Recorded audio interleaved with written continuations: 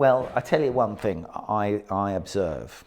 When I go to people's houses, which I do, and I look at the pictures on their sideboards, I say, thank God I've got a job, there's no doubt about it, the rubbish that's on display.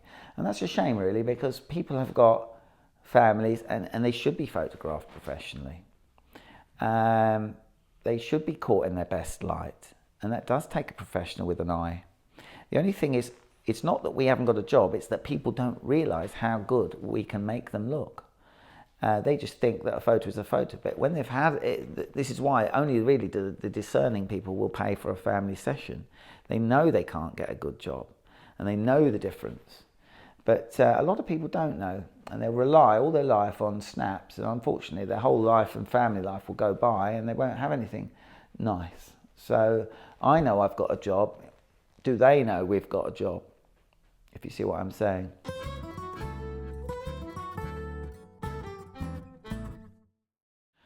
Well, digital's here to stay. Film will never really come back in the same way, but I look back at some shots I did 15 years ago on film, and there's a lovely feel to the film shots. You know, I even like the fact I could see some dust marks that I forgot to retouch.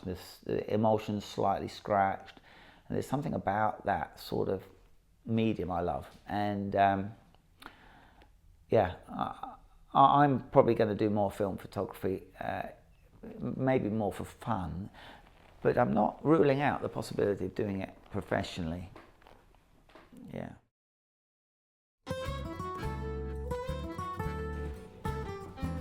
Well, I never really realised how darned useful assistants could be. I just never had an assistant. I always used to work on my own. But it came to a bit of a head once when I had like 200 kids to photograph. Being quite ambitious, I wanted to get loads of different shots of these kids. I wanted them on their tummy like this, on a white background. Then I wanted them to sit up, then I wanted them to stand up. So I was lying down, crawling, and of course they don't always do it right. So I crawl towards them, I come back. No, that's not right. I crawl towards them, I come back, get them in the right position. And like after each kid, you're totally exhausted. And you've got to do that 200 times. I was beyond dead at the end of the day, and I thought, you know, why don't I just have an assistant? And that's when we started bringing assistants in, and it enabled me to carry on. I think I would have died. I used to often, you know, feel ill after a shoot. I was so tired.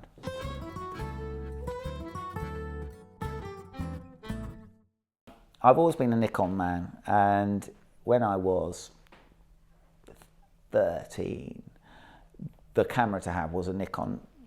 Canons had not even really launched a professional camera as far as I know. I think it was something like the F1 they brought out around that time, but everyone had a Nikon F. Oh, loved it. And when they brought out the Nikon F2, I had to have one, but I never ever realised that dream. I always wanted a Nikon F2 Photomic, the most fantastic camera, nice and bulky with a great big Photomic head on the top.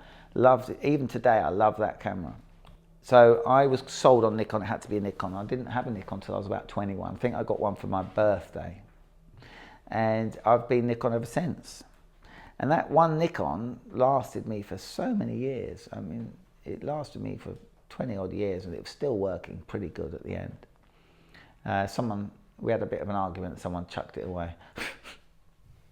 A lot of what I do by necessity is repetitive. But the good thing about kids is every kid is different. If you've got 200 children, each one is different, each one looks different.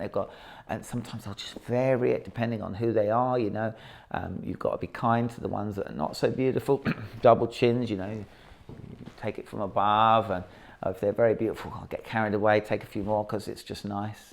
And sometimes you just get a lovely looking child and you just get carried away, take loads. And it's fun. I tell you what, it's great when you get into the zone. Sometimes you get into the zone and things just, one shot after another just happens. If you could be in the zone all the time, it's great. There are times when you're just on autopilot, and I don't like it, but it happens and you just have to get through the shoot. If it's a family shoot, I plan that whole shoot out before I do it. I want to know, in advance every shot I'm going to take approximately. Then in each situation, other things might evolve and happen in that situation. And if that happens, that usually results in the best shots. But I always like to get in my mind first what I want to do. In other words, you create the image here first and then you create it in the camera. If you don't create it here first, it usually results in a poorer image. It's just something I like to tell other photographers. Create it in your mind first and then create it in reality in the camera. Well, the hobbyist has an advantage in that he can do whatever he wants and often has more fun than the pro. I'm enjoying my photography for a different reason than I used to as an amateur. I enjoy the fact that I'm overseeing editors. We've got 4 editors, and I can look at them, and as they improve, I get satisfaction out of the fact that I showed them how to do it, and now they're doing it, and it's looking great, and I didn't have to do it. I get very frustrated with new editors when they can't do it. I've got one of these at the moment who's not achieving it, and I'm tearing my hair out, and the work is in the Philippines. I can't get my hands on it and do it. I haven't got time, and it's there, and So I'm enjoying the photography in a different way. I enjoy it when I see the images, like any photographer would. But when you're an amateur, you can conceive an idea, and it doesn't matter how expensive it is, really. If you've got the money, you just go to the location, you get up at 5 a.m, you do the shots. There's no constraints on time. You haven't got to make any money at it. It's just purely for fun. But I've always got to think, am I making a profit here? I can't do this because it's going to cost too much. This sort of constraint takes some of the fun out of it. So it's not pure fun, it's also work, and that can take a bit of the edge off, and I find myself not doing as much fun photography as maybe I'd like to do. I bought a little Canon G11. That's my one foray into Canon, and I had this little Canon, and I was doing little shots of people in pubs and in the street and in buses, and I enjoyed that. I'm going to carry that on.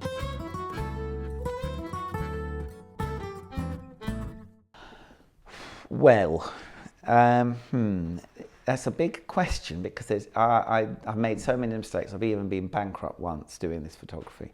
I went completely bust once. We had a very successful little company in an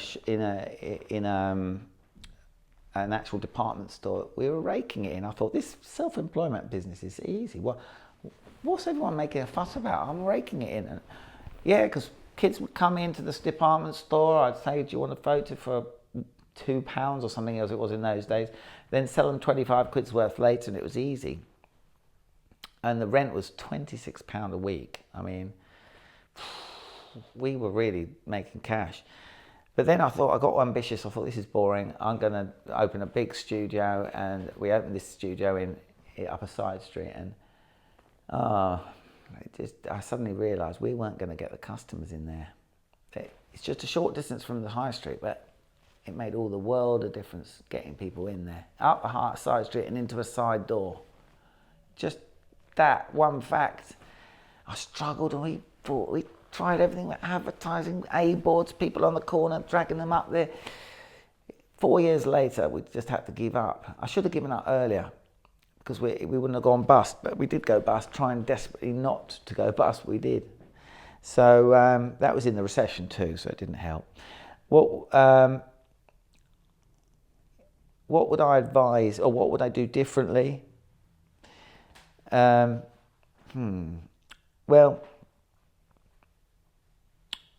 stick to a formula that works. Just stick to something, and even if it's a little bit boring, just do that because it works, and maybe have some time off to do some creative stuff.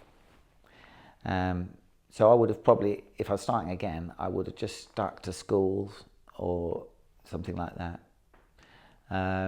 Or nurseries, because they're even simpler than schools. And just do that from the beginning. And I'll tell you what I would have done different. I wouldn't have registered for VAT. VAT is a killer. It's the government's excuse to take 20% off you. I resent it, because it's supposed to be a spending tax, you see, and it's not really, because it's supposed to be something that the customer pays, but in reality I have to pay it, 20%. That's a whole lot of money, 20%, because our profit isn't that much. So they take 20%, that's really cutting into our profits. So I would have structured it differently, and maybe, but then I like big businesses. It's fun to have lots of employees. We've got about 15 people working with us. That's sort of fun, but it means your VAT level, you've got to go right up and push your turnover right up. So maybe I would have done that different. Yeah, well, have a look on our website, see the sort of thing that we are doing, and stick to f2.8.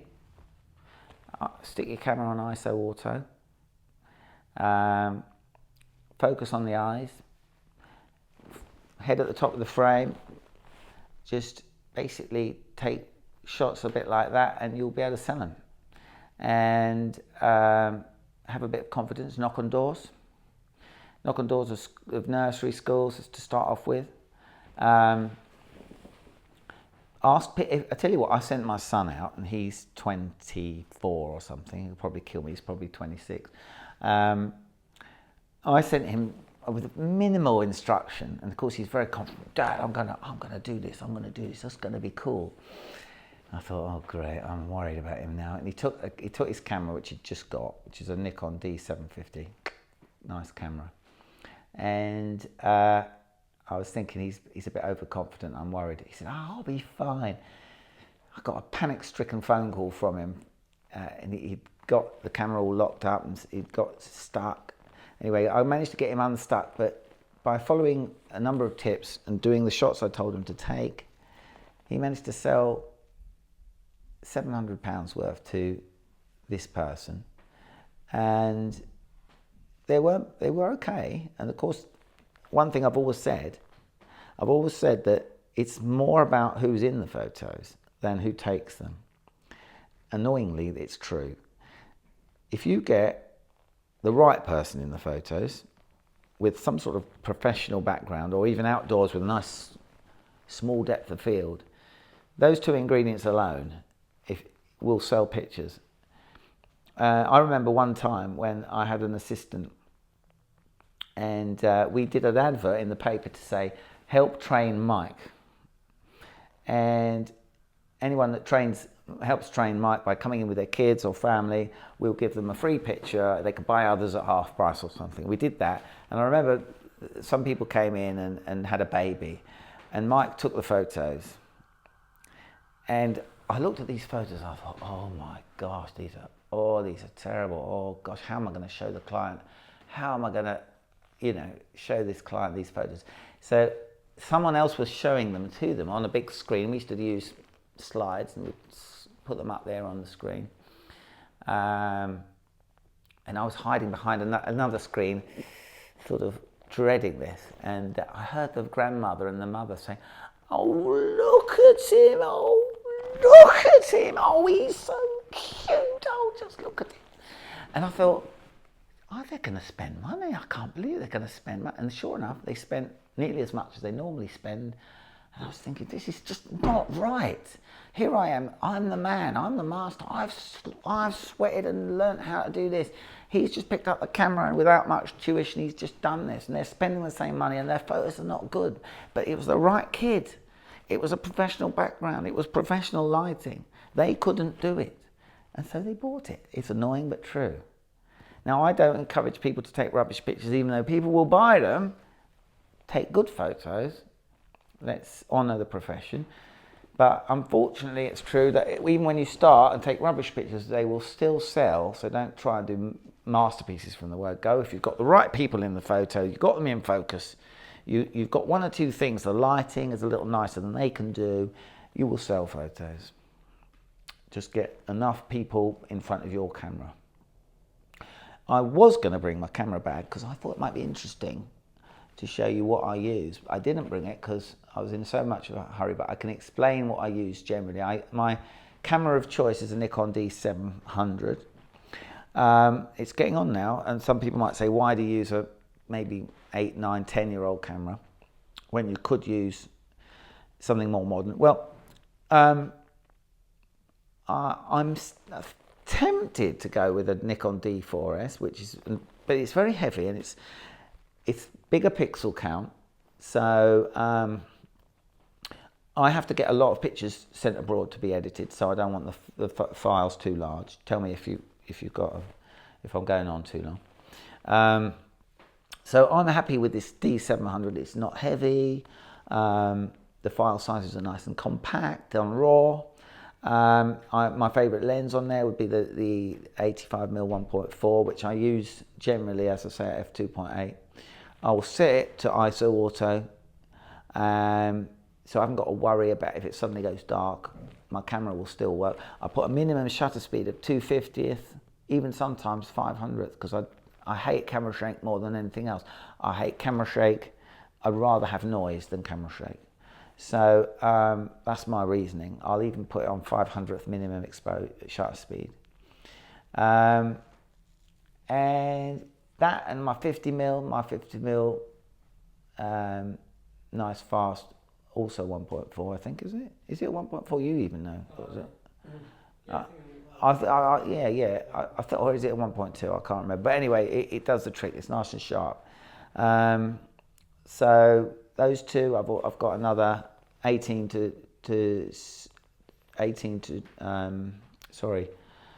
24 to 70 zoom, which is handy, but it's just not as nice because I like shooting f2 sometimes, and you can't do that on that lens.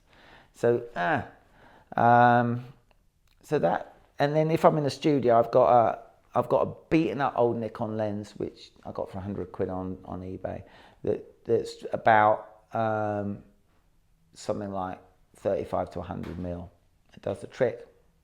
Because you can use rubbish lenses in a studio situation, you just can't use them outdoors. Because you're shooting at f8 or f5.6, you don't need a fancy lens for that. So those old lenses that were made for the film cameras, you know, get them back in on your camera. Only problem is you might not be able to do it on Canon because Nikon's far superior.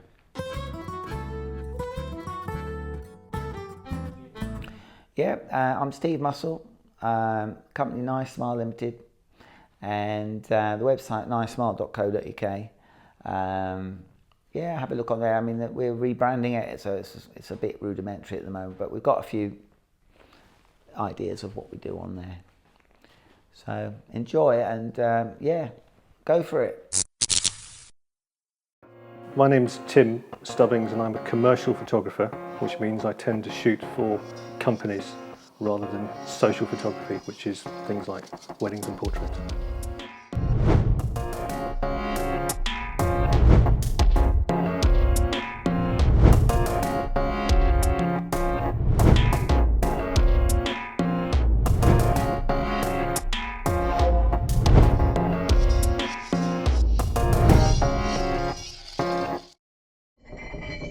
We would like to thank Gemstone Films for providing the lighting kit. For equipment hire and video production needs, check out gemstonefilms.org.